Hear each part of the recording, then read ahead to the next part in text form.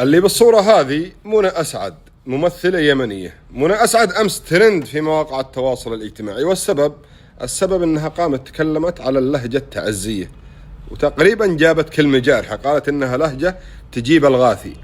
في البداية لازم نعترف إن كل بلد أو منطقة لها لهجتها، وكل لهجة لها جمالياتها ولها ناسها المحترمين وأبناء المنطقة اللي يمكن لهم كل الاحترام، سواء الحضرمية أو الصنعانية أو الذمارية أو اليافعية العدني. بشكل عام اليمن بلد كبير ومتنوع في اللهجات، فيجب أن احنا نحترم جميع اللهجات. هذا واحد. ثاني حاجة، أنت مشهورة يعني ممثلة، فرأيك دائما رأيك احتفظي فيه لنفسك، لا تتكلمي عشان ما تخسري جمهورك.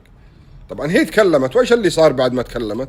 أصحاب تعز يسكتوا أو أبناء تعز؟ لا لا لا، أبناء تعز ما يسكتوا، والله ما يسكتوا. والله غسلوها غسل، صبنوها تصبين في مواقع التواصل. عاد أنتم عند أصحاب تعز مع خالص احترامي لهم. شوف التعز، أنا عشت بتعز 10 سنوات. صاحب تعز يحطك فوق راسه، تحترم نفسك ويحترمك وتبادل احترام، بس لا تجي على تعز، لا تتطاول على تعز وأبناء تعز، والله ما بيسمحوا لك. يعني بينشروا غسيلك، بيصبنوك تصبير صح، ما يسكتوا.